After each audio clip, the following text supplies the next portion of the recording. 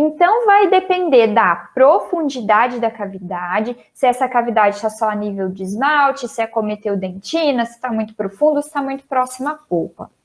Vai depender do tipo de dentina, e isso está atrelado à profundidade da cavidade. Então, a gente vai ver que dependendo da profundidade da cavidade, eu vou ter um tipo de dentina ali diferente, túbulos dentinários que vão mudando, né? Vai depender da idade do paciente, a gente vai ver por quê, e também do material restaurador que eu vou utilizar. Então, se eu vou utilizar uma resina composta, existem materiais protetores que eu não posso utilizar com a resina composta. Se eu vou utilizar um amálgama, existem materiais protetores que eu não posso utilizar sob o amálgama. Então, aí como é que a gente seleciona isso, né? Para a gente saber sobre a profundidade da cavidade, aqui está a zona da cavidade. Aqui é onde teve, né, uma doença cárie. Abaixo dessa zona da cavidade, eu vou ter a dentina cariada ali superficial. Então, aquela dentina que está mole, que eu consigo tirar na cureta. Vocês vão vendo isso, né, nas aulas de dentística. Embaixo dessa dentina cariada superficial, eu vou ter uma dentina cariada profunda. Então, reparem também na alteração de cor. E a gente também tem alterações na textura. E abaixo dessa dentina cariada profunda, eu tenho uma dentina esclerosada. Aqui a gente já vê uma reação da polpa tentando se proteger. E abaixo da dentina esclerosada, a gente tem uma zona de dentina reacional.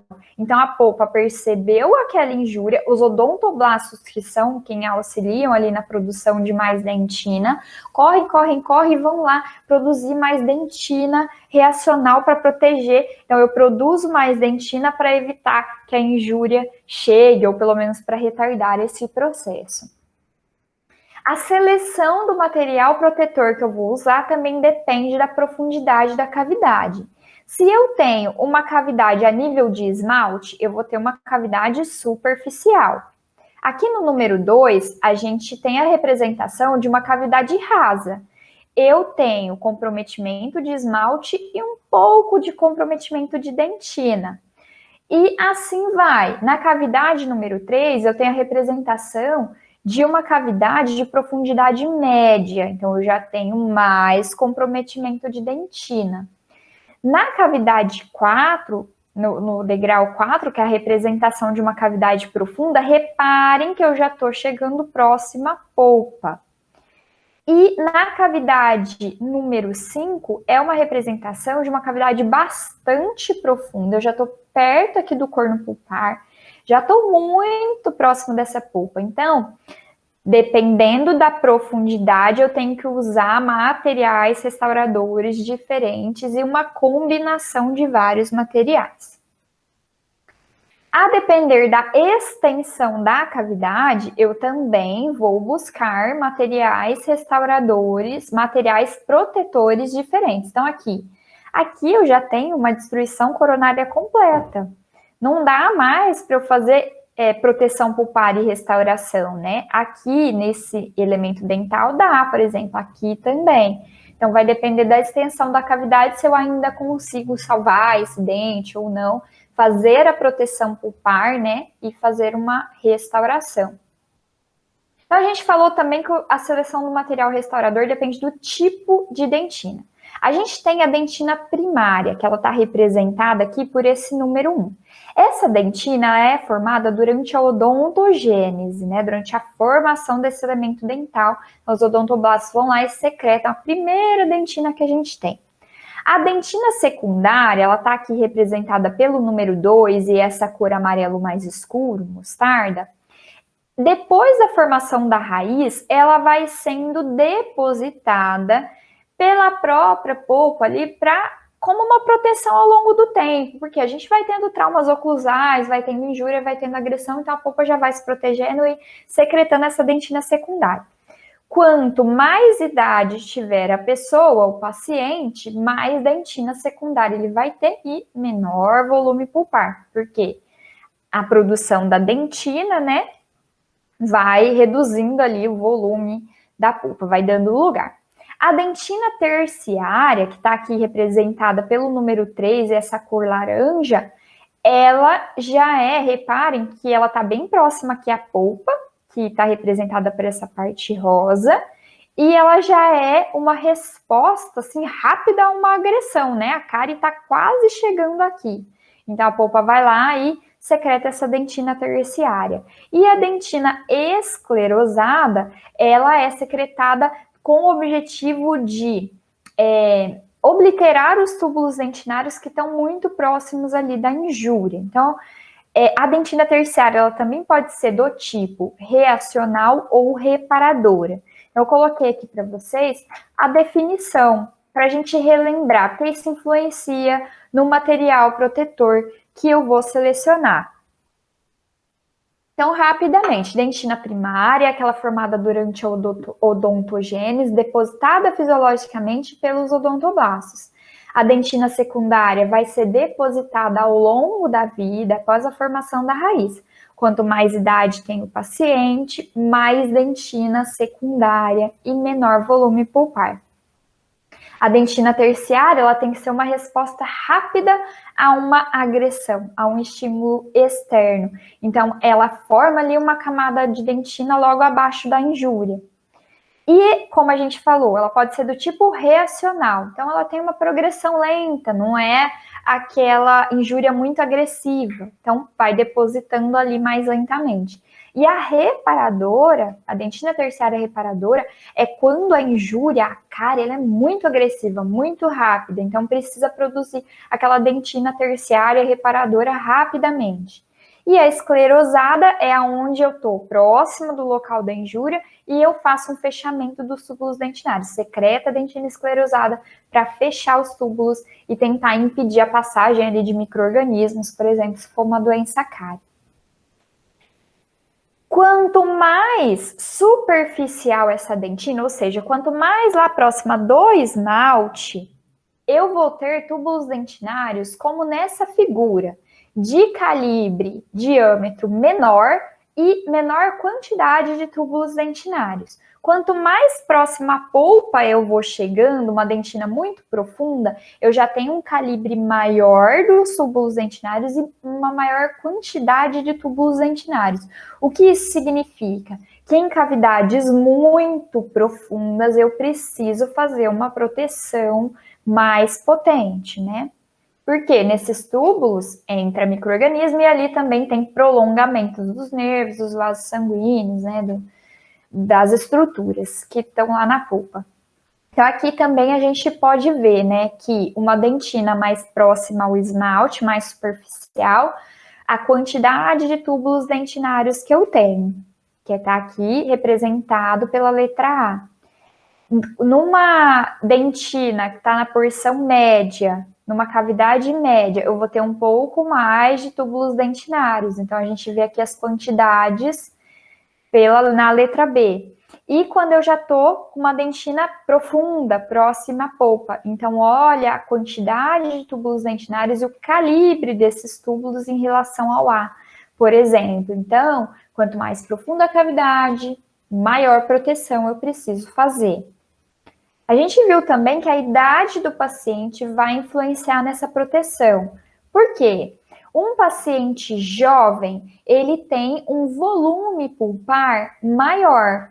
E um paciente adulto ou mais idoso já secretou mais dentina secundária, mais dentina reacional, pelas agressões que a gente vem sofrendo ao longo da vida, né? Esse elemento dental vem sofrendo. Então, o volume pulpar é menor e o volume de dentina é maior. Então, uma injúria de cárie, por exemplo, aqui, ela atinge o esmalte, chega na dentina, rapidinho ela está próxima à polpa. Aqui no paciente adulto, ela vai demorar um pouco mais para atingir a polpa. Então, como eu disse, quanto mais próxima a polpa, mais profunda a cavidade, maior proteção eu preciso fazer. E também o material protetor que eu vou selecionar depende do material restaurador. A gente vai ver que a gente tem, até lá no primeiro slide que a gente viu que a gente tem materiais para selamento da cavidade. Esses materiais pode ser o verniz cavitário ou o sistema adesivo, por exemplo. Sob restaurações de amálgama, eu uso verniz cavitário. Sob restaurações de resina, eu não posso usar verniz cavitário. Por isso eu comentei que, dependendo do material restaurador, a gente tem materiais protetores que a gente vai selecionar, com alguns materiais restauradores, alguns materiais protetores a gente não pode usar, tá? E quais são os tipos de proteção que eu vou fazer?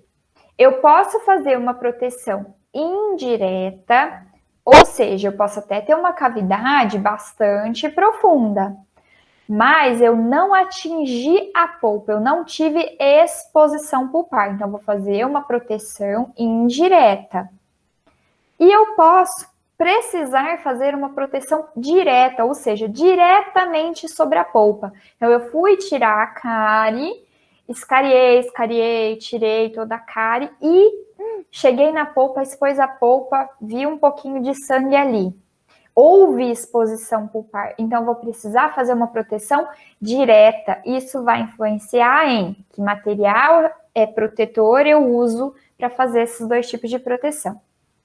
Existem casos onde a gente tira a injúria, vamos trabalhar aí com a cárie como injúria, né?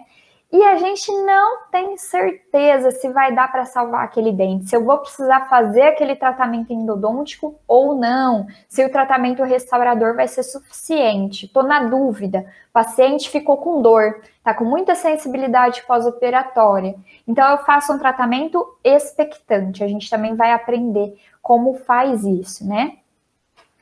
Como que eu faço, então, aquela proteção indireta, onde não houve exposição pulpar? Aqui, ó.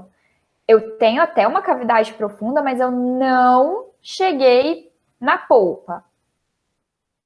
Por que eu faço isso? Para bloquear os diferentes tipos de agressão. Estou numa cavidade profunda, eu preciso proteger essa polpa e vai vir vários agentes agressores, químicos, físicos, como a gente viu lá no início da aula. Eu preciso inibir o processo carioso, então a doença cárie veio, ela foi progredindo. Quando eu faço a escariação, às vezes fica micro-organismo ali, porque micro-organismo ele é muito pequenininho, ele entra lá dentro dos túbulos dentinários e fica escondido, né? Então depois a gente pode ter até uma cárie secundária, né? Então, quando eu faço a proteção indireta, eu seleciono os materiais protetores pulpares, eu preciso inibir o processo carioso. Se eu preciso inibir, eu preciso de um material que tenha atividade antimicrobiana, que mate bactérias, o que ficou ali, né? Eu preciso manter a vitalidade pulpar, preciso proteger essa polpa para que ela continue viva. E eu preciso estimular a formação de dentina reparadora, porque eu estou numa cavidade muito profunda. Está muito perto da polpa. Se o material ajuda a polpa a secretar essa dentina reparadora, eu consigo ali uma camada de proteção, de dentina me protegendo. Então, como que é essa proteção indireta? A gente pode ver aqui por essa cavidade que teve comprometimento de esmalte, teve comprometimento de dentina, mas eu não tive comprometimento da polpa, eu não cheguei a atingir, expor a polpa. Então, eu venho aqui e coloco um material protetor. Por cima desse material protetor vai vir um material restaurador. E a proteção direta, aquela que expôs a polpa. Eu cheguei a atingir a polpa, deu um sangramento. Por que eu preciso fazer essa proteção? Porque eu preciso fazer um restabelecimento pulpar, eu preciso recuperar essa polpa para que eu não precise fazer um tratamento endodôntico. Eu preciso proteger a polpa de mais uma irritação, porque ela já está sofrendo uma agressão. E eu preciso formar uma ponte de dentina, eu preciso que seja secretada dentina para fechar aquela exposição pulpar. Então, a dentina vai lá, forma aquela camadinha e fecha onde expôs. E para isso, né, a gente também usa o hidróxido de cálcio, vocês vão ver que é o material de proteção que a gente vai estudar na aula de hoje, que assim que a gente coloca ele sobre a polpa, ele forma uma camada superficial de necrose por coagulação sanguínea e ele vai estimular essa ponte dentinária.